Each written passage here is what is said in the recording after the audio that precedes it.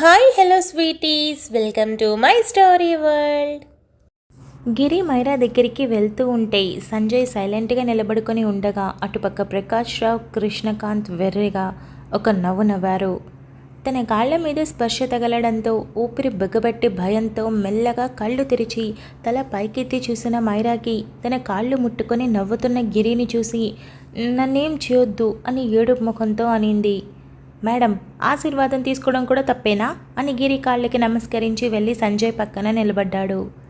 క్షణాల్లో ఇద్దరి మొహాల్లోని నవ్వు చెరిగిపోగా గిరి, ఏం చేస్తున్నావు అని ప్రకాష్ రావు అరిచాడు. సార్ పోండి సార్, మీరు చెప్పిన పని ఒక్కటి చేయడం లేదు, చేత కావడం లేదు, నేను మీ పక్కన ఉండను అని అన్నాడు గిరి. సంజయ్ నవ్వుతూ, గిరి రిలాక్స్, నీకు డబ్బులు ఇచ్చారు కదా, కాస్త నెమ్మదిగా మాట్లాడు, మర్యాద ముఖ్యం అని అన్నాడు. సరే సార్, ఏదో మీరు చెప్తున్నారు కాబట్టి తగ్గుతున్నా, లేదంటే నాకు వచ్చే కోపానికి అంటూ మాట్లాడడం ఆపి, అసలు ఆయన ఏం చెప్పాడు సార్? నువ్వు బయట ఉండు, నేను వెళ్ళి ఆ పిల్ల జుట్టు పట్టుకొని లాక్కొని వస్తా అన్నాడు. 10 నిమిషాలు దాటినా రాడే, నాకు మాత్రం విసుగురాదా? అసలే ఇంట్లో నా పెళ్ళాంతో నానా హింస పడుతున్నా, ఇప్పుడు వీళ్లతో కూడా నా విసుగొస్తుంది సార్ అని గిరి అన్నాడు. శాంతం ప్రశాంతం, అనవసరంగా బీపీ పెంచుకొని షుగర్ తెచ్చుకోకు అని సంజయ్ అన్నాడు. ప్రకాష్ రావుకి వాళ్ళిద్దరినీ చూస్తుంటే కోపం నశాలానికి అంటి కృష్ణకాంత్ వైపు చూసి, సిగ్గులేదు ఇలాంటి వాడిని పట్టుకొచ్చావు అని మరింత గట్టిగా అరిచి వేగంగా మైరా వైపు వెళ్ళాడు. మైరా గట్టిగా అరుస్తూ 2 చేతుల్లో తన మొహాన్ని దాచేయగా అడుగు ముందుకు పడిందో అని గొంతు వినిపించటంతో ప్రకాష్ రావు టక్కున ఆగి సంజయ్ వైపు చూశాడు. కృష్ణకాంత్ ప్రకాష్ రావు వెనుక చూసి కళ్ళు పెద్దవి చేసి మొహాన పట్టిన చెమటని తుడుచుకొని సంజయ్ వైపు తిరిగాడు. హలో, నా వైపు కాదు, లుక్ బిహైండ్ అని సంజయ్ చిన్న స్మైల్తో చెప్పాడు. ప్రకాష్ రావు వెనక్కి తిరిగి అప్పటికే ఛార్జ్ తీసుకొని ఉన్న కొత్త కమిషనర్తో పాటు కెమెరాలు పట్టుకున్న మీడియా మొత్తం అక్కడే ఉంది. ప్రకాష్ రావుకి గుండె జల్లుమనడంతో సంజయ్ వైపు మూతి బిగించి కళ్ళల్లో నిప్పులు చెరుగుతూ చూశాడు. అంతలో కమిషనర్ ముందుకు వెళ్ళి ప్రకాష్ రావు ఒక చేతిని వెనక్కి మడతపెట్టి అడుగు పక్కకు వేయించాడు. కృష్ణకాంత్కి ఏం చేయాలో అర్థం కాక వెంటనే మైరా జుట్టును గట్టిగా పట్టుకొని బెడ్ మీద నుండి క్షణాల్లో తనని లాగి నేల మీద నిలబెట్టి, ఎవరైనా దగ్గరకొస్తే చంపేస్తాను అని అరిచాడు. అమ్మా అని మైరా గట్టిగా అరిచి ఫోర్స్గా లాగడంతో కాలు బెనికింది. కమిషనర్ ప్రకాష్ రావుని గట్టిగా పట్టుకొని కృష్ణకాంత్ వైపు గన్ గురిపెట్టి, మర్యాదగా అమ్మాయిని వదిలి, లేదంటే చస్తావు అని వార్నింగ్ ఇచ్చాడు. ప్రకాష్ రావు నిలబడ్డ చోటు నుండి ఒక్క అడుగు కూడా అటూ ఇటూ వెయ్యకుండా నిలబడ్డాడు. నన్నేమైనా చేశారంటే ముందు ఇది చేస్తుంది, ఎలాగో కేసు ఫైల్ అయింది కదా, దీన్ని కూడా ఆ లెక్కలోకి ఖచ్చితంగా చేర్చేస్తాను అని కృష్ణకాంత్ మైరా మెడ చుట్టూ చెయ్యి బిగించాడు. సంజయ్ చాలా కూల్గా తన దగ్గర ఆల్రెడీ ఉన్న లైసెన్స్ గన్ని తీసి కృష్ణకాంత్ కాళ్ళ మీద క్షణాల్లో కాల్చేశాడు. కృష్ణకాంత్ అస్సలు ఊహించకపోవడంతో అమ్మా అని గట్టిగా అరుస్తూ మైరాని వదిలేశాడు. సంజయ్ 2 అడుగుల్లో మైరా దగ్గరికి చేరి పడబోతున్న మైరాని పట్టుకొని పక్కకు తీసుకున్నాడు. మైరాకి ఊపిరి ఆడక ఒళ్ళంతా చెమటలు పట్టి విపరీతంగా ఏడుస్తూ సంజయ్ని గట్టిగా పట్టుకొని దూరం వచ్చేసింది. ప్రకాష్ రావుకి అర్థమైపోయింది, ఇప్పుడు తను ఏం చేసినా సరే అది లోకం మొత్తం చూస్తుందని. దాంతో కదలకుండా మెదలకుండా అలాగే ఉన్నాడు. మరోపక్క తమాయించుకోవడానికి ప్రయత్నించిన కృష్ణకాంత్ నొప్పికి కింద పడిపోవడంతో కాలుని గట్టిగా పట్టుకోగా పోలీసులు లోపలికి వచ్చి ఇద్దరిని పట్టుకున్నారు. మీడియా మొత్తం కవర్ చేస్తూ ఒక్క ప్రశ్న కూడా లేకుండా భలే దొరికారు అని ఎంతో తృప్తిగా అనుకున్నారు. కృష్ణకాంత్ నొప్పికి లేచి ఒక్క అడుగు వేస్తూ, ఏదో ఒకరోజు బయటికి రాకుండా ఉంటానా, దీన్ని చంపకుండా ఉంటానా అని చాలా సీరియస్గా కచ్చిగా అన్నాడు. సరే సరే బయలుదేరు, వన్ మోర్ థింగ్, 1 నిమిషం అని చెప్పడంతో కానిస్టేబుల్స్ ఆగారు. ఏదైనా ప్లాన్ చేస్తే ఇలా సింపుల్గా ఉండాలి, డబ్బు ఖర్చు పెట్టి ముసుగులేసుకొని కష్టపడి అదంతా పాత పద్ధతి, కొంచెం ట్రెండీగా ఆలోచించండి. ఓ సారీ, వయసు అయిపోయిన వాళ్ళు కదా, మీ తెలివి అక్కడి వరకే ఉందనుకుంటా. ఈసారి మంచి హోంవర్క్ చేసి రండి, ఓకేనా? All the best for your future, enjoy అని మొహంలో విపరీతమైన చిరాకుతో చెప్పాడు. అక్కడి నుండి ఇద్దరిని బయటకు తీసుకురాగా బయట ఉన్న అందరినీ చూసి ఇద్దరూ షాక్ అయిపోయారు. తాము హాల్లో అడుగుపెట్టినప్పుడు చిమ్మ చీకటిగా నిశ్శబ్దంగా అసలు ఒక్క అలికిడి కూడా రాలేదు. కానీ ఇప్పుడు దాదాపు మీడియా 10 మంది వరకు ఉండగా కానిస్టేబుల్స్ ఒకరిద్దరు ఎస్ఐలు ఈ కమిషనర్తో పాటు 20 మంది వరకు తేలడంతో మరింత ఆశ్చర్యపోగా కానిస్టేబుల్స్కి కూడా లోపల విపరీతమైన కోపం ఉండడంతో ఇద్దరిని ఈడ్చుకుంటూ వెళ్తూ ఉంటే సైలెంట్గా లోపల ఉక్కిరి బిక్కిరైపోతూ ఏదో ఒకరోజు వస్తాం రా అని అనుకుని వెళ్ళారు. గిరి కింద చూసి సార్ ఒక్క నిమిషం అని తన షర్ట్ తీసి కింద పడి ఉన్న రక్తాన్ని మొత్తం తుడిచి నేనిక బయలుదేరుతాను సార్ అని అన్నాడు. గిరి నేను నీకు రేపు మార్నింగ్ కాల్ చేస్తాను, నన్నొచ్చి కలు అని సంజయ్ చెప్పాడు. తప్పకుండా సార్ అని భయపడుతున్న మైరా వైపు చూసి అయ్యో మేడం ఇంత ధైర్యంగా ఉన్నసరికి మీరెలా భార్య అయ్యారు? ఒకసారి నా లక్ష్మి దగ్గరికి రండి, ఎలా ఉండాలో నేర్పుతుంది. అప్పుడు ఇదంతా సార్ చేయాల్సిన అవసరం లేదు, మీరే కాల్తో తంతే ఎగ్గిరి బయటపడాలి, అలా నేర్పుతుంది. మీకేం కాదు, భయపడకండి అని చెప్పి ఉంటాను సార్ అని గిరి వెళ్ళాడు. మైరాని బెడ్ మీద కూర్చోబెట్టి ఒక్క నిమిషం ఇప్పుడే వచ్చేస్తాను, జస్ట్ 1 మినిట్ అని బలవంతంగా మైరాని విడిపించుకొని సంజయ్ బయటికి వెళ్ళాడు. సంజయ్ వెళ్ళేసరికి హాల్లో గిరితో పాటు కమిషనర్ అలానే ఒక ఎస్ఐ మరి కొంతమంది ఉండటంతో సంజయ్ వెళ్ళి థ్యాంక్ యూ సో మచ్ అని చెప్పాడు. కమిషనర్ చిన్న స్మైల్తో నో నీడ్, మీ మాటని నమ్మి రావడానికి కారణం ఇది నిజంగా జరుగుతుందని కాదు, ఛాన్స్ని మిస్ చేసుకోవడం ఎందుకని. కారణం వాళ్ళు చేసింది చిన్నదేమీ కాదు కదా, అందుకే అంతలా మిమ్మల్ని నమ్మి ఇంత దూరం వచ్చాం. కానీ ప్లాన్ ఎంత బాగా సక్సెస్ అయిందో. నిజానికి వాళ్ళ ఇంట్లో అడుగు పెట్టగానే వెళ్ళి కాలర్ పట్టుకోవాలనిపించింది. కానీ ఇప్పుడు దొరికిపోయారుగా, ఉన్న కేసులతో పాటు దీన్ని కూడా యాడ్ చేస్తే శిక్ష మరింత బలంగా మారుతుంది. అందుకోసమే కాస్త కామ్గా బిహేవ్ చేశాను అని చెప్పాడు. మీరు కావాలనుకుంటే ఇదంతా ఏమీ వద్దు, మేము గేటు దగ్గర పట్టుకొని వెళ్ళిపోతామని కూడా చెప్పచ్చు. కానీ అలా కాకుండా నా మాటను నమ్మి వస్తారని గ్యారెంటీ ఏంటి అని కూడా అడగకుండా ఒప్పుకున్నందుకు చాలా పెద్ద థ్యాంక్స్ అని అందరి వైపు చూసి మీకు కూడా అని చెప్పాడు. అందరికీ ఇద్దరిని పట్టుకున్నందుకు చాలా సంతోషంగా అనిపించి మీకే పెద్ద థ్యాంక్స్ చెప్పాలి సార్, అసలు కలుగులో ఉన్న ఎలుక బయటికి రానంది, మొత్తానికి రప్పించారు అని అన్నారు. సంజయ్ చిన్న స్మైల్ చేయడంతో ఓకే, మీరు కూడా ఒక కంప్లైంట్ ఇవ్వాల్సి ఉంటుంది. ఇప్పుడు మిడ్నైట్ కనుక రేపు మార్నింగ్ మీరు ఒకసారి వచ్చి కంప్లైంట్ ఇస్తే బాగుంటుంది అని కమిషనర్ చెప్పాడు. తప్పకుండా వస్తాను అని సంజయ్ చెప్పాడు. అక్కడే ఉన్న ఎస్ఐ గిరి వైపు చూసి బాగానే పట్టుకొచ్చావు అని అన్నాడు. సార్ మీరు అలా అనకండి, ఏంటో తేడాగా కొట్టేస్తుంది, నాకు దీనికి ఎలాంటి సంబంధం లేదు, కావాలంటే ఈసారిని అడగండి అని సంజయ్ పక్కన నిలబడ్డాడు. సంజయ్ చిన్న స్మైల్తో తప్పు చెయ్యాలనుకున్నాడు కానీ ఆగిపోయాడు, మొత్తానికి రియలైజ్ అయ్యాడు అని చెప్పాడు. గిరి చిన్న స్మైల్తో సార్ నేను బయలుదేరుతాను, మళ్ళీ నన్ను ఇంట్లోకి కూడా రానివ్వదు నా భార్య అని చెప్పి మిమ్మల్ని రేపు కలుస్తాను సార్ అని సంజయ్కి చెప్పి వెళ్ళాడు. అక్కడున్న మీడియా వాళ్ళతో కూడా సంజయ్ కాస్తంత మాట్లాడి వీడియోస్ అంటే ఓకే పోస్ట్ చేయొచ్చు, కానీ మళ్ళీ ఇంకొకసారి మైరాతో మాట్లాడడానికి కానీ నాతో మాట్లాడడానికి కానీ ట్రై చేయొద్దు అని చెప్పాడు. అందరికీ విషయం అర్థమవడంతో తప్పకుండా సార్ మీ పేర్లు బయటికి రావులేండి, ఫేసెస్ కూడా బ్లర్ వస్తాయి, కంగారు పడకండి అని చెప్పాడు. థ్యాంక్ యూ అర్థం చేసుకున్నందుకు అని సంజయ్ చెప్పడంతో అప్పటికే చాలా లేట్ నైట్ అవ్వడంతో అందరూ మరో 10 నిమిషాలకి బయలుదేరి వెళ్ళిపోయారు. అందరూ వెళ్ళడమే డోర్ లాక్ చేసి సంజయ్ అడుగులు పరుగులుగా మార్చి తమ రూమ్కి చేరుకొని డోర్ ఓపెన్ చేసేటప్పటికే మైరా ఏడుస్తూ కనిపించింది. సంజయ్ లోపలికి వెళ్ళడమే ఫస్ట్ ఎయిడ్ కిట్ తీసుకొని వేగంగా తన దగ్గరికి వెళ్ళి కింద నేల మీద పద్మాసనం వేసుకొని కూర్చొని తన కాలుని పైన పెట్టుకొని కాస్త టచ్ చేశాడు. మైరాకి నొప్పికి కాలు వెనక్కి తీసుకోవడంతో ఒక్క నిమిషం అని కాలికి కాస్త స్ప్రే చేసి లెగ్ బ్యాండేజ్ని వ్రాప్ చేసి తగ్గిపోతుందిలే చిన్నది అని చెప్పాడు. మైరా ముక్కుని ఎగబిలుస్తూ సైలెంట్గా ఉండడంతో సంజయ్ బాక్స్ పక్కన పెట్టి లేచి కూర్చొని నిద్రపోదామా అని అన్నాడు. మైరా తల తిప్పి సీరియస్గా చూసి మళ్ళీ ముక్కుని ఎగబిలుస్తూ మాట్లాడబోయేంతలో సంజయ్ నవ్వుతూ తనని టైట్గా హక్ చేసుకొని తల మీద చేయి వేసి బాగా భయపడ్డావు కదా అని అడిగాడు. మైరా అప్పుడు ఇంకా గట్టిగా ఏడవడం మొదలుపెట్టింది. కానీ మైరా ఏడుస్తుంటే సంజయ్కి నవ్వే రావడంతో దమాయించుకొని సారీ, ముందే చెప్తే కంగారు పడిపోతావు, వాళ్ళు రూమ్లో అడుగు పెట్టగానే నువ్వేం చేస్తున్నావో వాళ్ళకి అర్థమైపోతుంది, అప్పుడు వాళ్ళు అలర్ట్ అవుతారు, అందుకే చెప్పలేదు. సారీ అని చెప్పాడు. అందుకని చెప్పకుండా ఇంత పెద్ద డ్రామాలు ఆడుతావా? ఎంత భయం వేసిందో. వాడి వైపు చూసి నవ్వుతూ కాల్చు అని చెప్తావేంటి నువ్వు అని ఏడుస్తూనే వీపు మీద ఒకటిచ్చింది.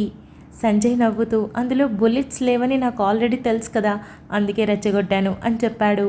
అయితే మాత్రం ఎంత భయం వేసింది. నాకు ఇంత క్లియర్గా చెప్పకపోయినా ఏదోలా అయినా నాకు తెలిసేలా చేయొచ్చు కదా అని అడిగింది. ఎలా చెప్పను? ఇప్పటికి కూడా నువ్వు నైట్ టైం ఇంకా గుర్తు చేసుకొని కలవరిస్తున్నావు అంటే ఇంకా పూర్తిగా బయటికి రాలేదు. అటువంటప్పుడు ఇంకెలా ఇదంతా నీకు చెప్పాలి? చెప్పాక నిద్ర పడుతుందా? అసలు పడుకునేదానివా? ఒకవేళ బెడ్ మీద పడుకున్నా భయపడకుండా ఉంటావా? అందుకే చెప్పలేదు అని సంజయ్ చెప్పాడు. మరి ఇంట్లోకి అంతమంది ఎలా వచ్చారు అని మైరా అడిగింది. వాళ్ళతో ఇన్ఫ్యాక్ట్ 2 రోజులుగా కాంటాక్ట్లో ఉన్నాను. నువ్వు నిద్రపోయిన వెంటనే అందరూ ఇంట్లోకి వచ్చి దాక్కున్నారు అని సంజయ్ చిన్న నవ్వుతో చెప్పాడు.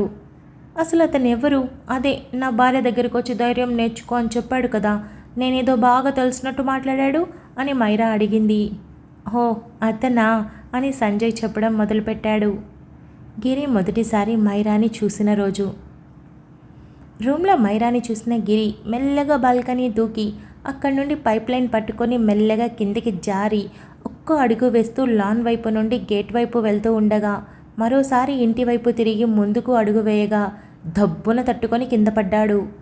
ముందుకు పడగానే మోచేయి అద్దిరిపోవడంతో కళ్ళు మూసి అబ్బా స్వామి అని అనుకుంటూ వెనక్కి తిరిగి చూడగా సంజయ్ నిలబడుకొని హ్యాండ్స్ ఫోల్డ్ చేసుకొని చూస్తూ ఉండడంతో షాక్ అయి గిరి కిందనే కూర్చొని తడబడిపోతూ మీరు రూమ్లో ఉండాలి కదా అని అన్నాడు. పైకిలే అని సంజయ్ సీరియస్గా అనడంతో గిరి మెల్లగా పైకి లేచాడు. ఎవరు నువ్వు? ఎందుకొచ్చావు అని సంజయ్ సూటిగా ప్రశ్నించాడు. అది సార్, నేను దొంగతనం చేయడానికి వచ్చాను సార్, కానీ ఇంట్లోకి రావడానికి వీలు పడలేదు, అందుకే వెళ్ళిపోతున్నాను అని తడబడిపోతూ చెప్పాడు. సంజయ్ అడుగు ముందుకు వేస్తూ ఉంటే గిరి అడుగు వెనక్కి వేశాడు. సంజయ్ సీరియస్గా చూస్తూ వెళ్ళి గిరి చేయి పట్టుకొని అలాగే చూస్తూ ఒక్కసారిగా వెనక్కి మళ్లించడంతో గిరి నొప్పికి తట్టుకోలేక గట్టిగా కళ్ళు మూసుకొని సార్ అని అరుస్తూ చెయ్యి చాలా నొప్పిగా ఉంది, వదలండి సార్ అని అరిచాడు. ఎవరో చెప్పు, వదులుతాను. ఇంట్లోకి రావడం అంత తేలికగా ఉందా? నువ్వు గోడ ఎక్కడ నేను చూశాను. పాపం చాలా ఇబ్బంది పడినట్టున్నావు. గేట్ నుండి రావాల్సింది. పైగా దొంగతనం చేసేవాడివి రావడానికి వెతుక్కోవాలి, కానీ డైరెక్ట్గా బాల్కనీలోకి వచ్చి మా రూమ్లోకి ఎందుకు చూసావు? పైగా ఏం ట్రై చేయకుండా ఎందుకు రిటర్న్ అయిపోతున్నావు? అంటే నువ్వు వచ్చింది దొంగతనానికి కానే కాదు, మమ్మల్ని గమనించడానికి. ఎవరు నిన్ను పంపించారు అని సంజయ్కి ఎవరో స్పష్టంగా అర్థమైపోయినా అడిగాడు. గిరికి చెయ్యి చాలా నొప్పిగా అనిపించడంతో సార్ చెయ్యి చాలా నొప్పిగా ఉంది, వదలండి చెప్తాను అని అన్నాడు. సంజయ్ చేతిని వదలడంతో గిరి ఆ చేతిని వదిలించుకొని సంజయ్ వైపు తిరిగి సార్ మీకేం తెలియదా అని అడిగాడు. నువ్వేదో చెప్తావు కదా, చెప్పు. ఈసారి అది అబద్ధమని నాకు అర్థమైంది అనుకో, డైరెక్ట్గా కమిషనర్ వచ్చి పట్టుకుపోతాడు. ఆ కేసు ఈ కేసు అని కాకుండా అన్ని కేసులు నీ నెత్తిన వేసి అసలు నువ్వు బయటికి రాకుండా చేసేస్తాను. పెళ్ళాం బిడ్డలు ఉండే ఉంటారుగా, వాళ్ళు వీధిన పడిపోతారు, చూసుకో మరి అని సంజయ్ సూటిగా చెప్పాడు. సార్ అంత పని చేయకండి సార్, ఈసారి పోలీస్ స్టేషన్ గడప కనుక తొక్కితే నా పెళ్ళాం నన్ను వదిలేసి వెళ్ళిపోతుంది అని గిరి టక్కున చెప్పాడు. ఓహో, నీ భార్య మాత్రమే బాగుండాలి, నా భార్య గురించి మాత్రం తెలుసుకుని అందరికీ చెప్పేస్తావు అని సంజయ్ అడిగాడు. మీకు తెలుసని నాకు అర్థమైపోయింది సార్, చేయి బాగా గట్టిగా పట్టుకున్నారు అని మళ్ళీ చేతిని విదిలించి కృష్ణకాంత్ సార్, ప్రకాష్ రావు సార్ నన్ను పంపించారు. ఆ అమ్మాయి ఉందని చెప్తే చాలు అన్నారు, అందుకే వచ్చాను, నాకు డబ్బులు కూడా ఇచ్చారు అని చెప్పాడు. వాళ్ళ గురించి టీవీలో వచ్చింది చూసావా నువ్వు అని సంజయ్ అడిగాడు. అందుకు గిరి తల ఊపాడు. అంటే అది చూసిన తర్వాత కూడా నువ్వు ఈ పనికి ఒప్పుకున్నావంటే నీకేం మాత్రం విలువలు లేవని అర్థమవుతుంది. రేపటి రోజు కట్టుకున్న నీ పెళ్ళాన్ని అడుగుతారు, ఇచ్చేస్తావా నువ్వు అని సూటిగా అడిగాడు. సార్ నేను డబ్బుల కోసం ఏ ఏదో పనైనా చేస్తాను, కానీ ఇది మాత్రం చెయ్యను అని గిరి కొంచెం రోషంగా మాట్లాడాడు. ఓ, ఏ తప్పైనా చేస్తావు, ఎవరైనా అప్పగిస్తావు, వాళ్ళని ఏం చేసినా నీకు లెక్కలేదు, కానీ నీ భార్య మాత్రం సేఫ్గా ఉండాలి. తనని అడుగుతారు అంటేనే నీ కోపం వచ్చేస్తుంది. మరి నా చెల్లెల్ని హింసించి వాళ్ళల్లో సగం వయసు లేని పిల్లని నరకం చూపించి చంపేశారు. నా భార్యను తీసుకుని వెళ్ళి వేధించి వదిలిపెట్టారు. ఇప్పుడిప్పుడే కోలుకుంటోంది, మళ్ళీ తిరిగి వాళ్ళకి అప్పగించేద్దామని చూస్తున్నావా? మరి అది తప్పు కాదా నీ దృష్టిలో? నా వాళ్ళని వదిలే, ఎంతమంది అమ్మాయిలతో తప్పు చేశారు, వాళ్ళందరికీ న్యాయం జరగనవసరం లేదా అని సంజయ్ అడిగాడు. అవన్నీ మాట్లాడకండి సార్, నేనేమీ తప్పు చేయటం లేదు. నాకు డబ్బులు ఇచ్చారు, చూసి చెప్పమన్నారు, చెప్తున్నాను అంతవరకే. నేనేమీ వాళ్ళ తప్పులో భాగం పంచుకోలేదు అని చెప్పాడు. ఇప్పుడు నువ్వు వెళ్ళి చెప్తావు, ఆ తర్వాత వాళ్ళు ఒక ప్లాన్ వేసుకొని వాళ్ళే వస్తారు. పొరపాటున ఏదో జరిగి నా భార్య కనుక వాళ్ళకి చిక్కితే తీసుకొని వెళ్తారు. అప్పుడు ఒక అమ్మాయి బలైపోతుంది, కేవలం నీ కారణంగా. ఒకరి ప్రాణమే పోతుంది, అర్థమవుతుందా నీకు అని సంజయ్ కాస్త గట్టిగా అరిచాడు. గిరి సైలెంట్గా ఉండడంతో, డబ్బులు కావాలి నీకు అంతే కదా, అందుకోసం నువ్వు ఏమైనా చేస్తావు. ఇలాంటి కూనీ చేసిన డబ్బును తీసుకెళ్ళి నీ పెళ్ళాం బిడ్డలికి పెడితే అరుగుదల అవుతుందనుకుంటున్నావా? పాపం చుట్టుకుంటుంది. నువ్వు చేసిన పాపం నీకు తగలదు, వాళ్ళకి తగులుతుంది. రేపటి రోజు ఎంత అనుభవించాలో అంత అనుభవించి నరకం చూస్తారు, కేవలం నీ కారణంగా అని సంజయ్ అన్నాడు. గిరి మౌనంగా ఉండిపోవడంతో ఆలోచిస్తున్నాడని సంజయ్కి అర్థమై, ఇప్పుడు ఈ క్షణం నేను పోలీసులకు పట్టించడానికి క్షణం పట్టదు. లేదా నా లైసెన్స్ గన్ కనుక తెచ్చాను అంటే ఒకే ఒక్క బుల్లెట్తో చచ్చూరుకుంటావు. నా మీద అటాక్ చేసావు కాబట్టి ప్రాణాలు కాపాడుకోవడానికి ఇలా చేయాల్సి వచ్చిందని సింపుల్గా ఒక మాట చెప్పేస్తాను. ఎలాగో నీ మీద చాలా కొన్ని కేసులు ఉంటాయిగా, కాబట్టి నువ్వు క్రిమినల్వి కాబట్టి చంపినా పెద్ద నష్టం లేదని కేసు కొట్టిపడేస్తారు. కానీ తర్వాత రోడ్డున పడేది ఎవరు? ఆలోచించు కాస్త అని సంజయ్ చెప్పాడు. 2 నిమిషాల పాటు మౌనంగా ఉన్న గిరి, ఇప్పుడు నేనేం చేయాలి సార్ అని అడిగాడు. నేనెలా నిన్ను నమ్మాలి అని సంజయ్ అడిగాడు. Thank you so much for listening guys. Update నచ్చినట్టయితే లైక్ చేయండి, షేర్ చేయండి, కమెంట్ చేయండి, అలానే సబ్స్క్రైబ్ చేసుకోండి. వచ్చేసాను ముచ్చట్లకి. ఈ అప్డేట్ ఎలా అనిపించిందో కమెంట్ చేయండి. ఏంటబ్బా సంజయ్ ఇంత స్మూత్గా వెళ్ళిపోయాడు, వాళ్ళని ఏం చేయలేదు అని అనుకుంటున్నారు కదా. అంటే క్లైమాక్స్కి ముందు ప్రీ క్లైమాక్స్ లాగా ఇది. ప్రతిసారి వైలెన్స్ చూపిస్తే బాగుండదు. సో ఇప్పుడు కామ్గా వెళ్ళిపోయాం. సో ఫైనల్ టచ్లో ఇద్దరికి ఏమి ఇవ్వాలో అది ఇచ్చేస్తాం మనం. అది ఎలా ఉంటుందంటే మన సోల్ సాటిస్ఫై అవుతుంది. వాళ్ళు సిరిని ఇబ్బంది పెట్టడం, మైరాని ఇబ్బంది పెట్టడం, ఎంతో మంది పట్ల తప్పు చేయడం, దీనంతటికీ మనం ఒక బిగ్గెస్ట్ సొల్యూషన్ ఇద్దాం, మనం తృప్తి పడేలా. ఓకేనా? ఇకపోతే లాస్ట్ అప్డేట్ కమెంట్స్ విషయానికి వచ్చేస్తే, ఒక అమ్మాయి 4 రోజుల పెళ్ళి కానీ వచ్చి ఇంత రాద్ధాంతం చేస్తుంది అంటే ఎందుకు నమ్మాలనిపించట్లేదు అని అన్నారు కదా. ఎగ్జాక్ట్లీ అదే నేను చెప్తుంది కూడా. ఒక అమ్మాయి పెళ్ళికి వచ్చి 2-3 రోజులు ఉండి అంతలోనే ఇంత రణరంగం చేస్తుందా? అంతకు మించి ఆలోచించండి అంటున్నా. అదే నేను చెప్పింది కూడా. ఇప్పుడు మీకు అర్థమైంది అనుకుంటా. ఇకపోతే బావా అని పిలుపులో ఆ ఎమోషన్ ఎంత బాగుందో అని అన్నారు. ఓ మై గాడ్, మీకు ఒకటి చెప్పనా? నేను చెప్పాను కదా, నాకు మా సిస్టర్కి మ్యారేజ్ అయ్యి బావగారిని పిలిచే వరకు నాకు మామూలుగా అసలు నా రిలేషన్లోనే నాకు బావా అనే పిలుపే లేదు చిన్నప్పటి నుంచి. ఫస్ట్ టైం నేను మా అక్క వాళ్ళ హస్బెండ్ని పిలిచాను. అది గౌరవంగా ఉంటుంది కదా. కానీ ఇక్కడ స్టోరీస్లో రాసేటప్పుడు ఇద్దరు లవర్స్ లాగా కదా వాళ్ళు, అంటే ఒక పెయిర్ కదా వాళ్ళు. సో వాళ్ళని నేను ఇప్పుడు భూమి ప్లేస్లో ఉండి ఆ ఎమోషన్ పలికించాలి అంటే నేను వరుణ్ని పిలిచేటప్పుడు కోపం వచ్చినప్పుడు బావా అనడం, లేదా ప్రేమగా బావా అనడం, కొంచెం గారంగా పిలిచినప్పుడు ఇంకొంచెం రాగం తీయడం, ఇవన్నీ పిలుస్తుంటే నాకు కూడా ఆ పిలుపు నచ్చింది తెలుసా. ఒకప్పుడు నాకు ఆ పేరు పదం వాడాలంటే చాలా మొహమాటంగా ఉండేది, అలవాటు లేక. అట్లాంటిది ఇప్పుడు ఈ స్టోరీస్ పుణ్యం, ముఖ్యంగా ఈ స్టోరీ పుణ్యమా అని నా ఫస్ట్ బావా మధ్యలో స్టోరీ ఇది. సో ఇందులో బావా బావా బావా అని పిలుపు చాలా బాగుంటుంది కదా అనే ఇంటెన్షన్ వచ్చింది నాకు. అరే ఎంత క్యూట్ ఉంటుంది ఈ బాండింగ్, అట్లా అనిపించింది. నా కథ వల్లే నాకు అనిపించింది. ఇకపోతే నెగిటివ్ కమెంట్స్ పట్టించుకోవద్దు, ఇట్స్ ఓకే, అర్థం చేసుకునే వాళ్ళే అర్థం చేసుకుంటారు అని అన్నారు. Thank you so much. పట్టించుకోవడం తగ్గించాను, కానీ నా 2 నెలలు నేను బాధపడ్డప్పుడు నా జుట్టు ఊడిపోయిందబ్బా చాలా. మై గాడ్, నా కష్టాలు చెప్పుకుంటే తీరవు మీకు. నా జుట్టు అంతా ఊడిపోయింది, ఇప్పుడు ఏడుస్తున్నాను, నా జుట్టు రావట్లేదు నాకు. సగం పైన ఊడిపోయింది. ఎంత ఊడిపోయిందంటే ఓ మై గాడ్, అది ఇంటికి వస్తారు కదా మనకి బౌల్స్ ఇచ్చేవాళ్ళు, వాళ్ళకి కనుక ఇస్తే నాకు 4-5 వచ్చుండేటివేమో, అంత ఊడింది. ఏ రోజు ఆ రోజు చూసుకోవడం, బాధతో వదిలేయడం తప్ప ఏం చేస్తాం, ఏం చేయలేం. ఇప్పుడు ఎన్ని ప్రయత్నాలు చేసినా వచ్చి చావట్లేదు. అందుకే ఇవన్నీ పట్టించుకోవడం తగ్గించా కాస్త. ఉన్న 4 వెంట్రుకలు ఊడిపోతే కష్టం కదా, అందుకని అదన్నమాట విషయం. సపోర్ట్ చేసినందుకు థ్యాంక్ యూ సో మచ్, అర్థం చేసుకున్నందుకు. ముందు మీకు ఈ స్టోరీ ఎంత నచ్చుతుందంటే అంత బాగుంటుంది. సో అప్పటి వరకు తప్పదు, ఈ ఎమోషన్ని కూడా ఎంజాయ్ చేయండి, అంతే చెప్పగలను. ఈ స్టోరీ ఎలా ఉందో కమెంట్ చేయండి. మనం సాయంత్రం ఛాయ, ఏ కుట్ర, పన్నాగం పన్నుతుందో తెలుసుకుందాం. అంతవరకు keep smiling, stay healthy, bye guys.